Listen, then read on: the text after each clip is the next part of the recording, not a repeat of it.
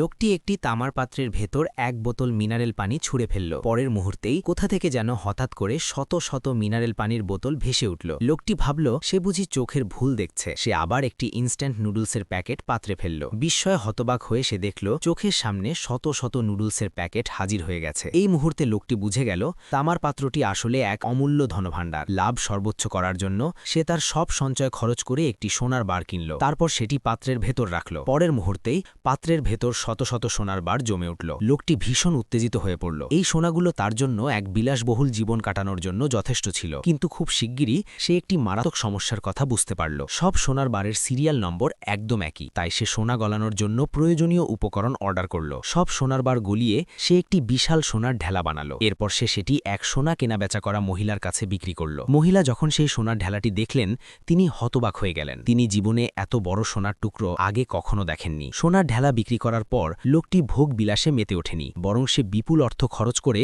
একটি নিরাপদ আশ্রয়কেন্দ্র বা সেফ হাউস তৈরি করল। পাশাপাশি সে সবচেয়ে দামি শীতের পোশাকের 100 সেট এবং সর্বোচ্চ মানের খাবারের উপকরণ কিনে রাখল। আসলে লোকটি ছিল পুনর্জন্মপ্রাপ্ত। তার মনে ছিল আর কয়েকদিনের মধ্যেই এক ভয়াবহ শৈত্যপ্রবাহ পৃথিবীকে গ্রাস করবে। কেনাকাটা শেষ করে যখন সে শপিং মল থেকে বের হলো তখন বাইরে তুষারপাত শুরু হয়ে গেছে। শিগগিরই সে হয়ে উঠবে এই প্রলয়ের একমাত্র জীবিত মানুষ।